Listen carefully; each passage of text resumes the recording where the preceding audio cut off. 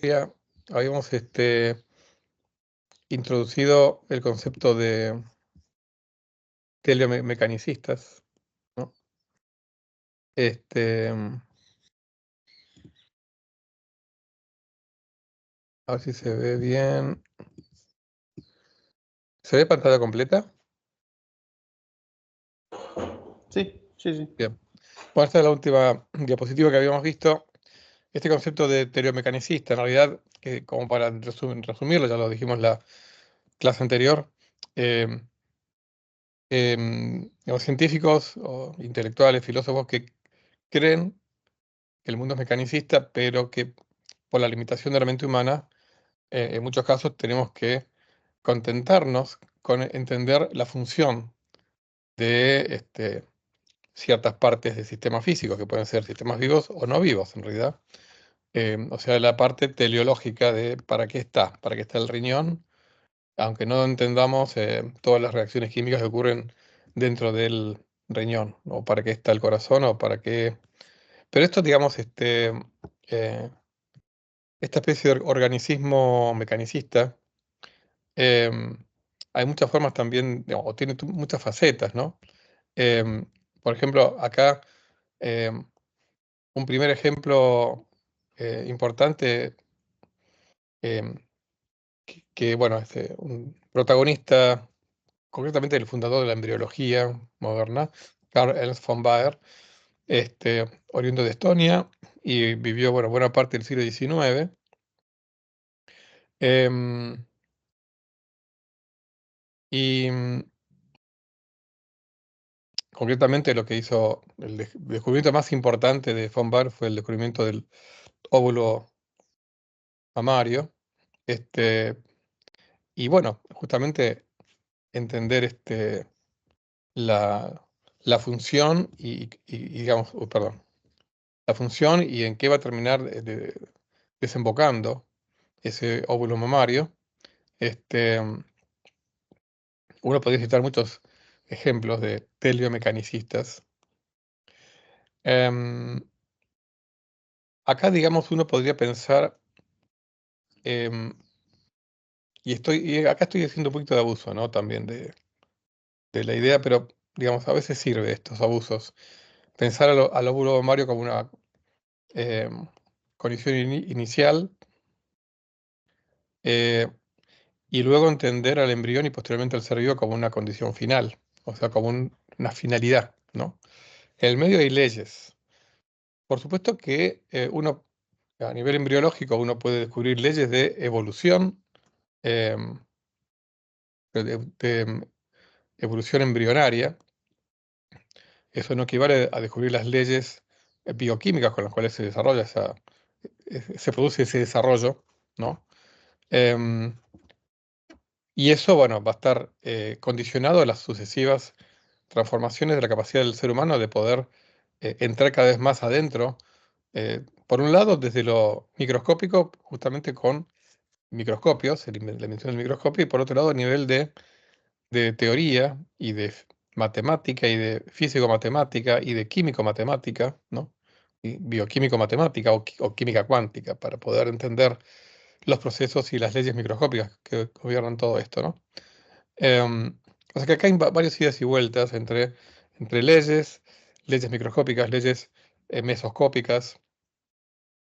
Yo puedo encontrar una ley, eh, eh, digamos, en cuanto a decir, bueno, eh, a las tantas semanas el embrión desarrolla tal característica este, y, mm, y tal otra característica queda, digamos, frenada. Esas son leyes, digamos, macroscópicas, eh, y son leyes por el hecho que se repiten, ¿no? Pero acá hay una ida y vuelta entre esto, entre leyes microscópicas, macroscópicas, entre condiciones iniciales y condiciones finales, ¿eh? Pero aquí nadie renuncia al principio de que el mundo obedezca leyes, nada más que uno, desde los científicos se ve obligado a, a un estudio multinivel, ¿no? Estoy utilizando lenguaje que todavía no se usaba en esa época, ¿no? Acá, bueno, les comparto una analogía con las computadoras. Por ejemplo, uno cuando ve una computadora, hay varios niveles. Uno, por un lado, no puede entender, no tiene por qué conocer eh, cómo fue construida esa computadora. A nivel de incluso microscópico sería ridículo. Habría que ver, conocer todos los átomos de todos los instrumentos y operarios que intervinieron. Am, pero sí podemos aspirar a entender cómo funciona. Eh, pero a entender cómo funciona también tiene más de un nivel. Uno puede entender cómo funciona una computadora, eh, en particular que fue programada de determinada manera. Por ejemplo, tiene un sistema operativo y dentro del sistema operativo entender cómo funciona un programa concreto. Ahora, hay otro nivel que es entender cómo funciona la computadora a nivel físico. Ahí voy a tener que estudiar todas las componentes, ¿no? De la CPU y demás. Este, y a nivel estudiar digamos, la función de cada componente, voy a poder prescindir de la física del estado sólido si quiero entender la función de cada componente, pensando cada componente como una caja negra, qué es lo que entra y qué es lo que sale. Si yo quiero entender por qué lo que entra se transforma en lo que sale, ahí sí voy a tener que meterme en la física del estado sólido. Bueno, todo esto, digamos, digamos, justamente decir esto, ¿no? Em, eh, que es el teleomecanicismo lo que pretende ser es como una actitud con aspiración moderna de entender lo que se pueda a nivel que se pueda, digamos, sin renunciar a la causalidad, ¿no?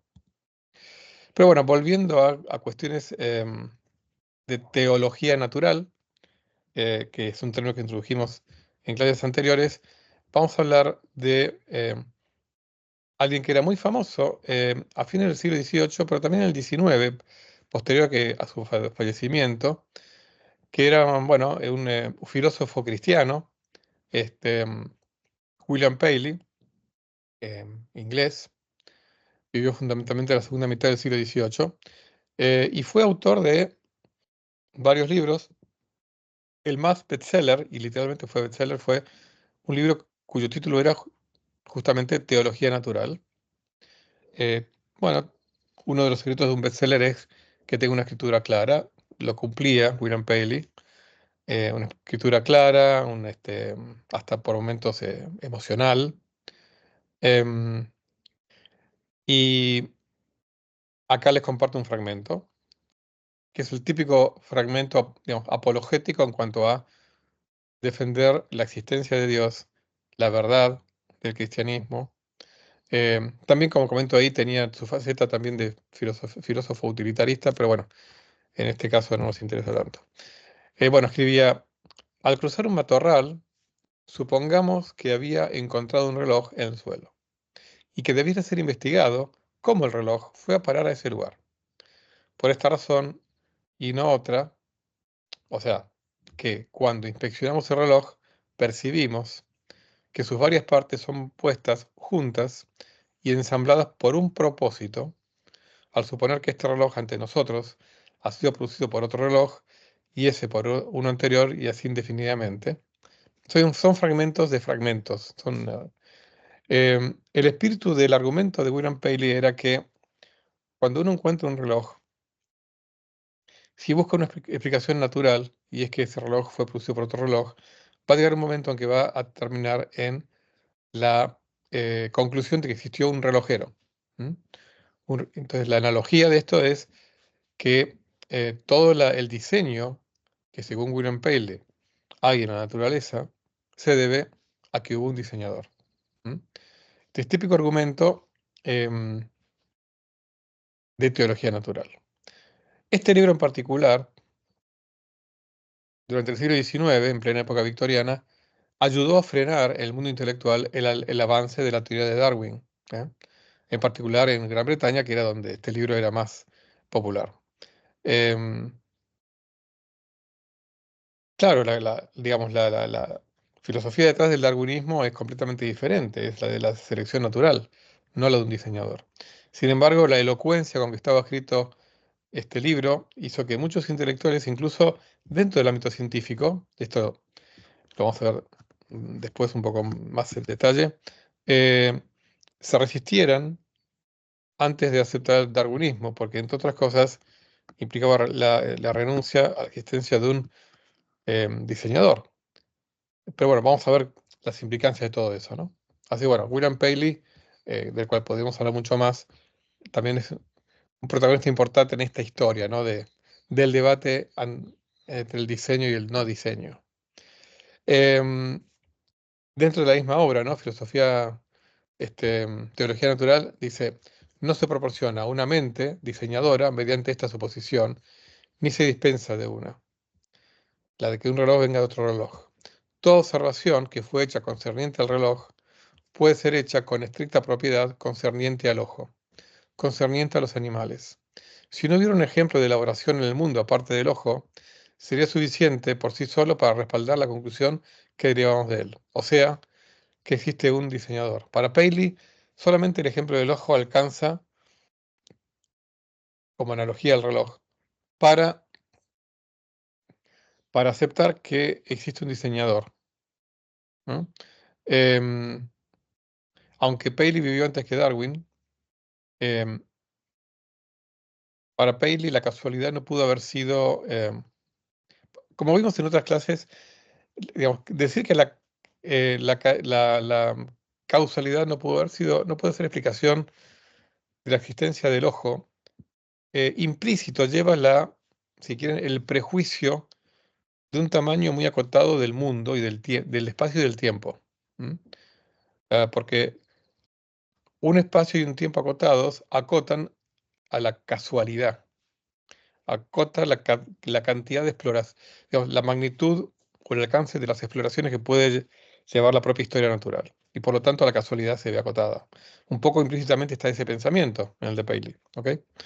Lo que hace Darwin es tomarse en serio las escalas de tiempo que estaban descubriendo los geólogos y, bueno, esta idea, ¿no? De la selección natural y de la mutación aleatoria y demás. Esto lo vamos a ver.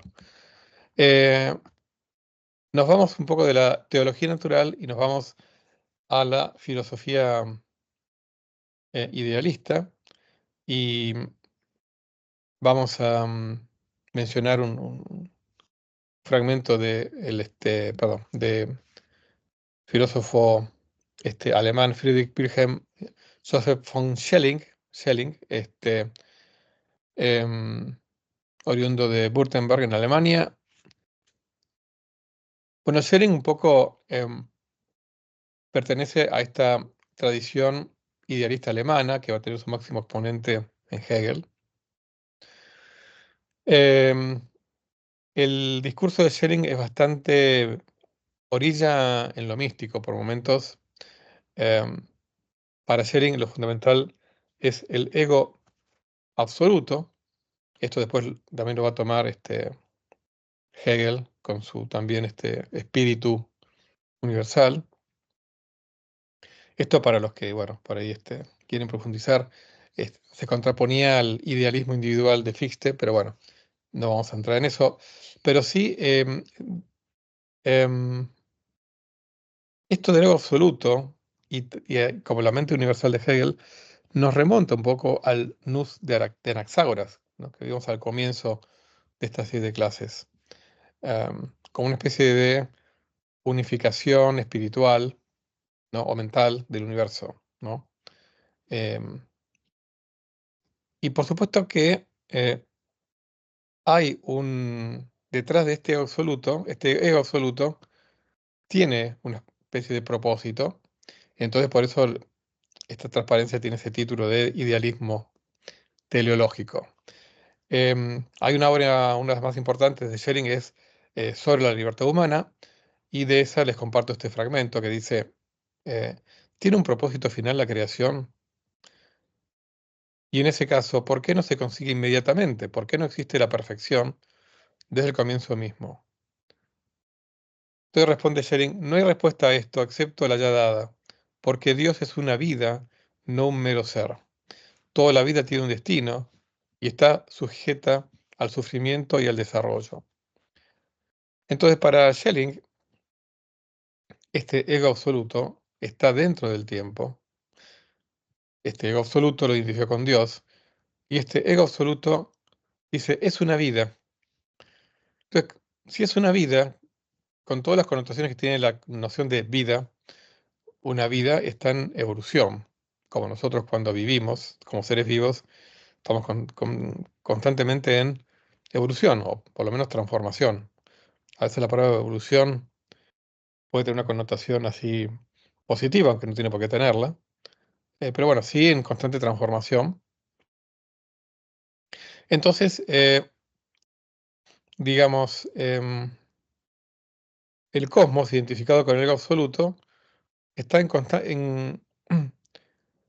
constante evolución y su propio, hasta diríamos que su propio destino es el del propio desarrollo. O sea, valga este juego de palabras, ¿no? O sea, el destino del ego absoluto es estar perpetuamente evolucionando. ¿M? Entonces es interesante esta idea, más allá de que sea verdad o no, ¿eh? Porque le da al propio devenir un carácter de fin en sí mismo, ¿eh? Y no, que digamos, como vimos en clases anteriores, a veces, eh, incluso esto mismo hasta lo señaló el propio Kant y otros, em, pensar que eh, todo lo que ocurrió em, anteriormente tenía como destino la aparición de los seres vivos que hay ahora, incluyéndonos a nosotros, es quizá tomarse demasiadas atribuciones. Al fin y al cabo, nosotros vivimos ahora, eh, pero va a haber un tiempo en el cual nosotros vamos a estar extinguidos. Entonces, la gente que viva en ese tiempo se va a preguntar cuál es el sentido, ¿no? de su propio pasado. Nosotros que somos fines nos vamos a transformar en medios. Bueno, entonces transformar esa idea en la idea de que la propia evolución es el propósito es interesante. Por eso es que, este, por supuesto, eh, acá entonces como que expandiríamos la noción de diseño. Por acá no es que estamos diseñando el devenir, sino que la propia estructura temporal del mundo, del universo, eh, está hecha para que el devenir sea perpetuo. O sea que entonces no hay un propósito final, ¿no? Bueno, y siguiendo entonces con esta línea, no podemos dejar de mencionar a el filósofo alemán Hegel, Georg Wilhelm Friedrich Hegel, pero a diferencia de Schelling, Hegel creía en una culminación, no en una evolución eterna, sino en una culminación. De alguna manera, em, aunque no lo dice explícitamente del todo, pero deja entrever que, como él también, Hegel lo que sí tenía en común con Schelling es creer en una mente universal, em, para la cual o para cuya conciencia los propios seres humanos contribuyen. O sea que cuando hay un ser humano que descubre la filosofía de Hegel, en este caso Hegel, está contribuyendo a que la mente universal em, tome conciencia de sí misma. ¿M? Entonces, si la toma de conciencia de sí misma es el objetivo de, del universo, o sea, o sea, la toma de conciencia de la mente universal de sí misma es el objetivo del universo, entonces, de alguna manera ese objetivo se estaría cumpliendo o se estaría empezando a cumplir ya en la época de Hegel. Em, y acá les comparto un par de fragmentos, uno de la filosofía de la historia, una de las obras importantes, tiene muchas obras importantes, una de ellas es esta y la otra Fenomenología del Espíritu. Dice en Filosofía de la Historia, la causa final del mundo, en toda su extensión, nosotros alejamos que es la conciencia de su propia libertad en la parte de la mente, ¿no? Que depende cómo se traduzca, a veces, bueno, Geist, digamos, en distintas traducciones se traduce como mente o como espíritu, em, a veces en inglés se escribe como mind, en español se ha escrito como espíritu más que como mente, pero bueno, entonces, conciencia de su propia libertad en la parte de la mente, e ipso facto la realidad de esa libertad. O sea que em, para Hegel además, eh, que la mente del mundo tome conciencia de su propia libertad es una parte fundamental de tomar conciencia de sí misma. ¿Eh? Y bueno, y esta toma de conciencia tiene que ver con esta propia evolución de la filosofía, de las mentes individuales que somos nosotros, que componemos esa mente universal. Y otro fragmento, en este caso de la fenomenología del espíritu, es: la sustancia es esencialmente sujeto. El absoluto es mente. Solo la mente es la realidad. Entonces Hegel, idealista, no era dualista, era monista. Para Hegel hay una única sustancia fundamental y es mental. ¿Mm? O sea que lo físico, a nivel fundamental, deriva de lo mental. No hay una dualidad al estilo cartesiano. ¿Mm? Entonces, si solo la mente es la realidad, entendido como mente incluyendo la conciencia, de alguna manera podemos decir que solo la conciencia es realidad, y entonces decir que la conciencia o la mente toma conciencia de sí misma y su libertad es decir que la realidad toma conciencia de sí misma también, ¿no? Así, bueno, entonces, en el caso de Hegel, hay un objetivo final, a diferencia de Schelling, y es esa toma de conciencia. ¿Cómo se traduce esto en las leyes de la física? Bueno, no es algo de lo cual eh, Hegel se haya dedicado demasiado. Él no era físico ni científico, era filósofo. Pero bueno, hubo sí, digamos, científicos o filósofos naturales hegelianos que trataron de incorporar esto a las propias leyes de la naturaleza, ¿no? Bueno, y volviendo al mundo más científico, vamos a hablar de el propio Charles Darwin, este, un biólogo naturalista inglés. Qué interesante, porque Darwin estudió en el Christ College en Cambridge y ahí tenía como una de las tantas materias teología. Y en teología, en la bibliografía obligatoria había libros de Paley en particular, eh, la de la teología natural de Paley. Entonces, Darwin conocía la obra de Paley, la apologética de Paley. ¿Mm? Entonces no es casual que en su autobiografía Darwin cuente lo que acá les comparto, ¿no? Dice: el viejo argumento de diseño en la naturaleza dado por Paley, que me parecía antes tan conclusivo. Imagínense un joven adolescente estudiando Paley con toda su oratoria eh, vehemente. Seguramente tuvo sus años de este, apologeta también, el propio Darwin, ¿no?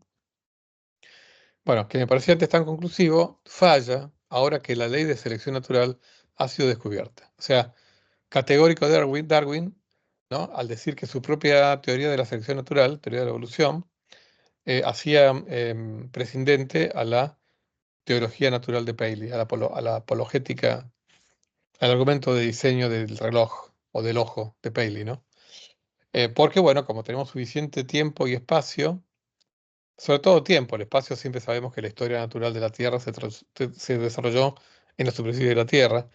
Lo que hace Darwin es incorporar mucho más tiempo a la historia natural. Y bueno, es una conjetura, ¿no? Que luego el neodarwinismo y la biología del siglo XX y XXI se han dedicado y se siguen dedicando a estudiar, ¿no? En detalle. O sea, eh, cómo fue esa historia natural que propuso Darwin, este, y si estos cientos de millones de años que tenemos a disposición realmente alcanzaron para que la naturaleza explorara todo lo que tuvo que explorar para llegar por selección natural a la situación en la que estamos ahora, ¿no? Em, Así que bueno, es interesante esto, ¿no? Ver em, cómo alguien formado en la apologética cristiana termina revolucionando esa apologética y proponiendo la teoría de la evolución. Este, em, el hijo de Charles Darwin, este, editó un libro llamado La vida y las cartas de Charles Darwin, em, Y bueno, acá les comparto un fragmento de una de las cartas de Darwin, de Charles, ¿no? Y dice, la imposibilidad de concebir este inmenso y maravilloso universo, incluyendo al hombre,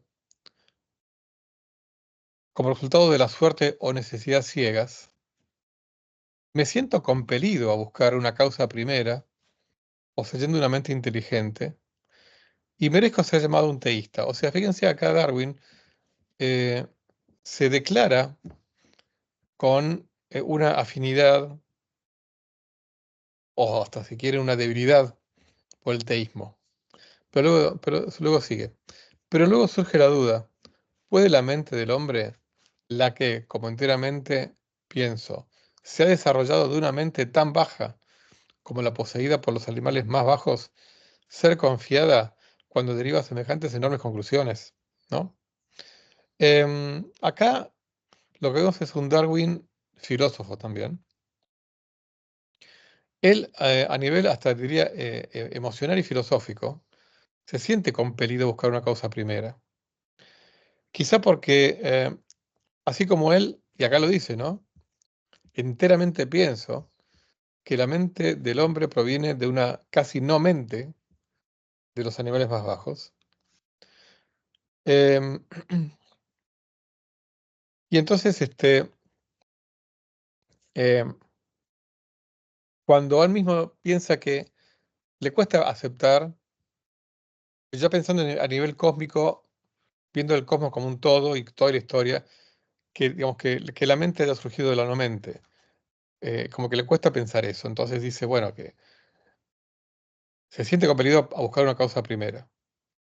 Ahora, él mismo dice, está bien, me siento compelido y merezco ser llamado un teísta, pero esta conclusión a la que llego también es frágil. Al fin y al cabo, estoy llegando a ella a través de mi mente, que no es el producto, que no es sino el producto de la evolución, ¿no? Entonces, bueno, yo creo que acá lo que vemos es que Darwin, yo supongo que llegó a la tumba con esa mezcla de sentimientos, ¿no? Por un lado, su escepticismo científico en cuanto a no creer en un diseñador y por otro lado, ya a nivel filosófico, este, teológico, decir el misterio de que la propia casualidad haya hecho que la mente surgiera de la no mente, ¿no? Lo cual es interesante, ¿no? Porque este conflicto interno, o por lo menos malestar interno, es- sigue conviviendo en muchos de los filósofos y científicos actuales, ¿no? Em, Acá vamos eh, ahora sí, seguimos en la línea de los biólogos. Em, Vamos a Thomas Henry Huxley, un biólogo inglés. Él fue, aparte en sí mismo hizo investigaciones en biología, él también fue un apologeta de Darwin, de la naciente teoría de la evolución de Darwin. Este, em, Cuando él leyó por primera vez El origen de las especies de Darwin, eh, sintió que era una doctrina netamente antiteológica, lo cual en gran medida es verdad. Pero digamos, luego como que lo fue moderando, porque justamente acá, y volviendo a los teleomecanicistas, ¿no?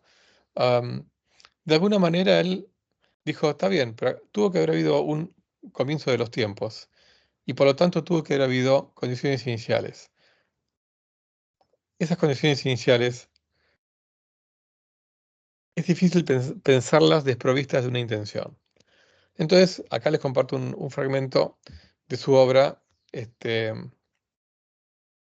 eh, perdón, no de su obra, esto está citado en la misma obra del hijo de Darwin, de la vida y de las cartas, donde aparece un escrito de Huxley. Dice, hay una teleología más amplia que no es afectada por la teoría de la evolución.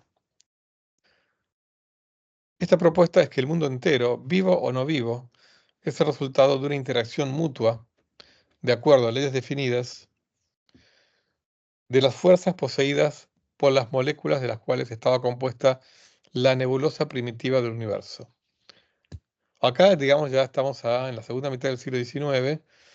Hay una creciente idea que flota en la atmósfera intelectual científica, ¿no? Que es la de, bueno, que ya había aparecido ya con Kant y otros em, en cuanto a la formación del sistema solar a partir de una nube primordial de gas y polvo. Bueno, esto hay muchos que lo extendían al propio universo como un todo. Igual les recuerdo que en esa época el universo como un todo se refería a las estrellas que nos rodeaban. Am, Implícita o explícitamente, la idea que tenían los astrónomos del universo en esa época es la de una gran isla de estrellas. No estaba la noción de galaxia todavía. Entonces, em, estaba flotando la idea de que el universo hubiera tenido un origen de nebulosa primitiva, ¿no? Este, entonces sigue, ¿no? Dice, las visiones teleológicas y mecánicas de la naturaleza no son necesariamente mutuamente excluyentes. Con lo cual, Huxley merece ser incluido en los teleomecanicistas. Mecanicistas. Por el contrario, cuanto más puramente mecanicista es un especulador, más firmemente asume un arreglo molecular primordial, o sea, una condición inicial, agregaría, ¿no? Del cual todos los fenómenos del universo son consecuencia, y tanto más completamente está él a merced del teleólogo, quien siempre puede desafiarlo para que refute que el arreglo molecular primordial no estuvo intencionado para hacer evolucionar los fenómenos actuales del universo. La evolución no tiene más que ver con el teísmo que lo que tiene que ver con el primer libro de Euclides. Em, o sea, lo que está diciendo es que la evolución, bueno, digamos, la evolución tiene poco que ver con el primer libro de Euclides y también tiene poco que ver con el teísmo en cuanto a negarlo. O sea, para Huxley, esa evolución supone un estado inicial, si no, no sería evolución, si no, pues tiene, digamos, la evolución tiene como una doble cara, ¿no? Tiene dos caras. La evolución, digamos, niega el tener que encontrar una explicación para el estado actual. O sea, no es que hubo alguien que diseñó el estado actual de la naturaleza, porque surge de una evolución, tiene una historia natural. Pero por otro lado, la evolución, como supone una historia natural, esa historia digamos, tiene que tener un origen. Si no tuviera un origen, sería una historia eterna, y lo eterno, en un mundo finito, termina siendo estacionario. Digamos, estoy explicitando cosas digamos, que están, ya les digo, tácitamente al menos en la mente de los pensadores de esta época. O sea, es cuando uno habla de evolución, realmente habla de historia finita. Eh, Porque uno no piensa en un universo infinito, de hecho, sino finito. Y si es finito, y si fuera infinito en el tiempo, de alguna manera estaría en un estado estacionario. ¿Por qué? Porque llegaría un momento que hubiera recorrido todos sus estados posibles y se empieza a repetir. Y entonces, a escalas de tiempo más grandes que las del ciclo natural de, de repetición, el estado del universo sería estacionario. Entonces, volviendo a Huxley, la teoría de evolución supone una condición inicial. Y una condición inicial, esa condición inicial, es la que le abre la puerta de nuevo a la teleología. ¿eh? El propósito de la condición inicial. No importa si en el medio hubo em, eh, sucesos aleatorios, pruebas y error de la naturaleza, selección natural, ¿no? Pero la situación actual obedece a esa situación inicial.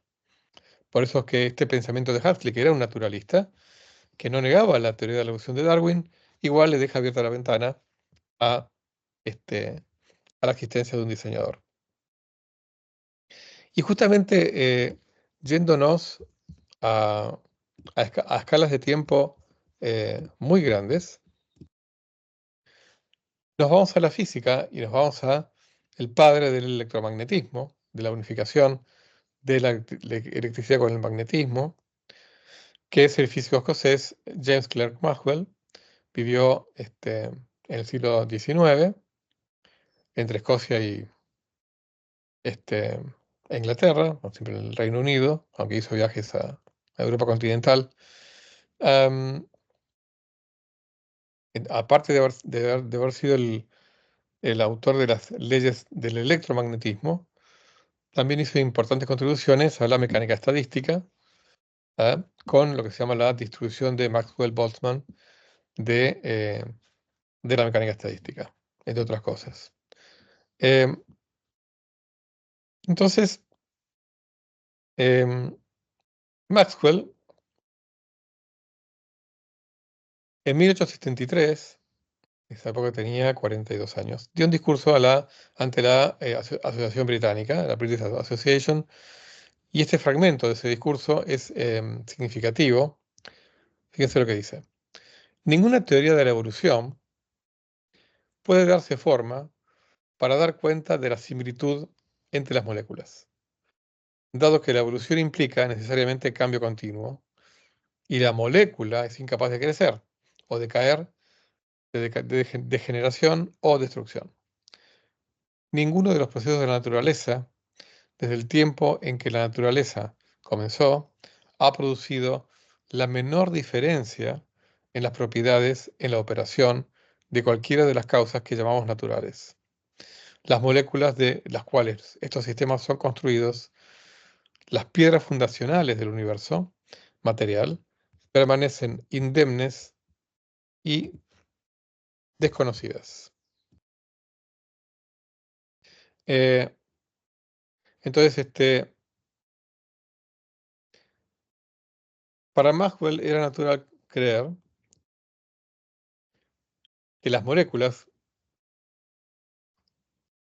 hoy modernamente sabemos qué son las moléculas, en esa época era algo más conjetural, digamos, aunque había muchos que negaban la existencia de los átomos, ya muchos lo empezaban a aceptar, y en todo caso, eh, la creencia en constituyentes últimos de la materia.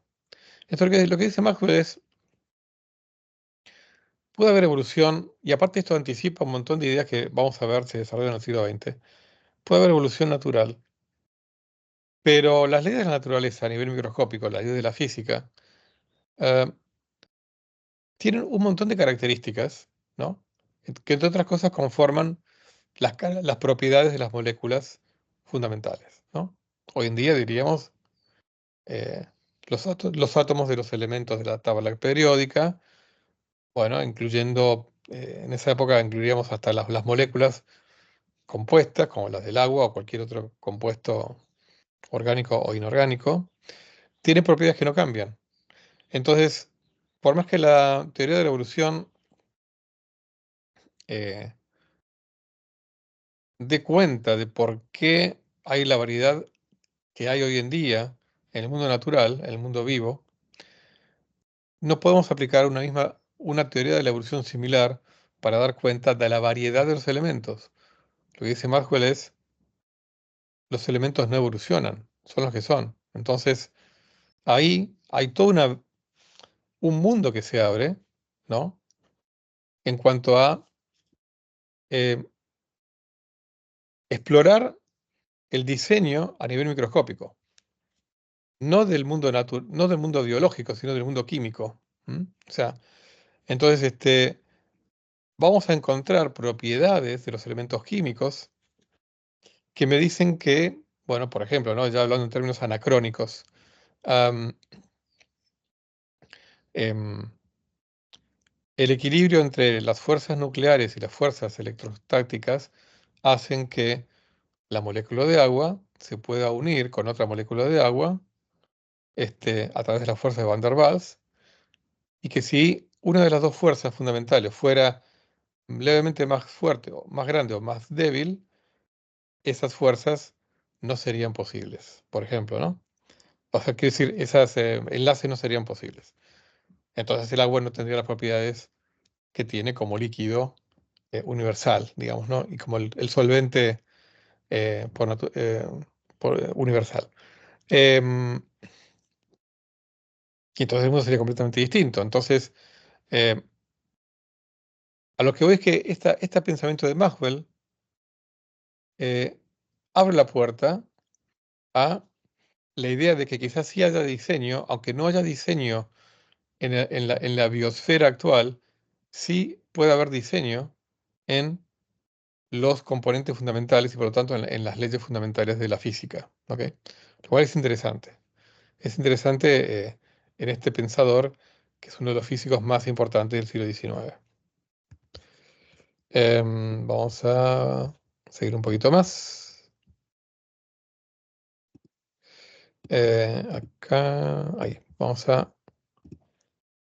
eh, nos alejamos nuevamente de la física este, y en general de la filosofía natural, volvemos a la filosofía y mencionamos a un filósofo francés idealista muy famoso e importante en el siglo XIX, ya no tan importante en la actualidad, o no tan leído, no tan conocido. Lo que pasa es que, bueno, para a nosotros nos interesa, porque piensen que fue autor de una obra cuyo título no podemos dejar de mencionarlo, ¿no? Que es Causas Finales, se llamaba esa obra. Bueno, él fue un férreo defensor de la existencia de diseño del universo, eh, y acá un poco recuperamos lo que veíamos en Huxley y un poco subrepticiamente en Maxwell, am, que es que la evolución sí le da soporte, pensaba Janet, a la existencia de propósito. Es como que es lo que, digamos, sin un argumento matemático riguroso, pero lo que decía es que seguramente em, hay muchas más causas, condiciones iniciales que no hubieran llevado a una evolución como la que hubo, que condiciones iniciales que sí la hubieran posibilitado, lo cual demuestra un propósito a la hora de elegir, entre comillas, cuáles fueron las condiciones iniciales, ¿no? Por supuesto que la presencia de órganos en nuestro cuerpo sin una función conocida o hasta inútiles, em, Jared no negaba la idea de Darwin de evolución, ¿eh? O sea que él aceptaba la idea de que hubo caminos evolutivos en el pasado que fueron dejados de lado y en donde hay restos de eso en nuestros propios organismos, ¿no? Eh, Él también comparaba, también tomaba como soporte para su filosofía teleológica el principio de mínima acción de Maupertuis que vimos en, este, en alguna clase anterior, em, ¿no? El principio de que la naturaleza elige el menor, el camino que minimiza algo de todos los posibles. Em, Nosotros también mencionamos en clases anteriores que en mecánica determinista uno puede invertir la causa inicial con la causa final. Uno puede, hablando en términos matemáticos, integrar una ecuación diferencial a partir de la condición inicial o de la condición final para derivar la misma historia, ¿no?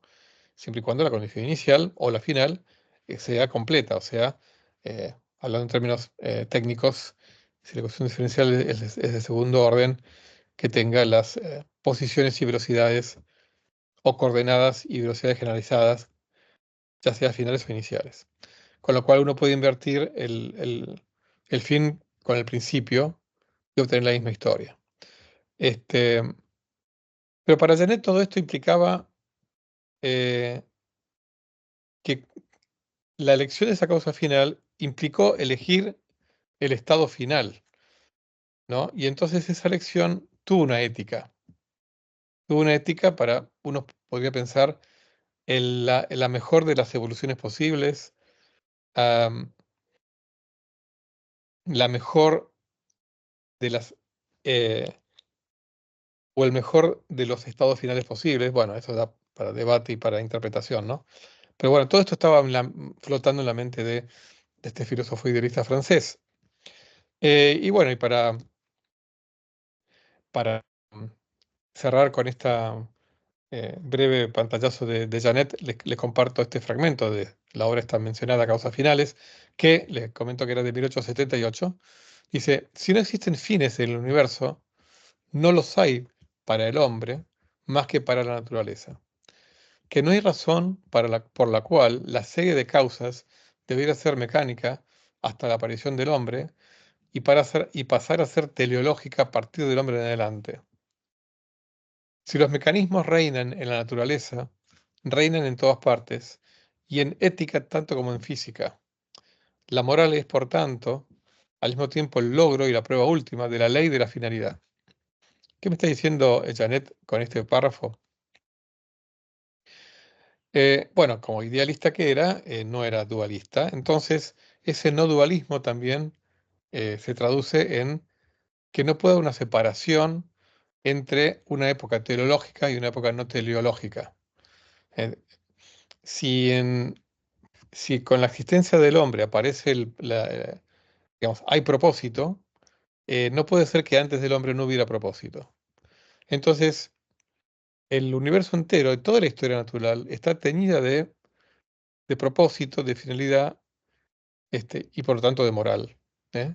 Desde el comienzo de los tiempos hasta el fin de los tiempos. Eso es lo que nos está diciendo Janet. Eso era lo que estaba detrás de esta filosofía idealista teleomecanicista de Janet.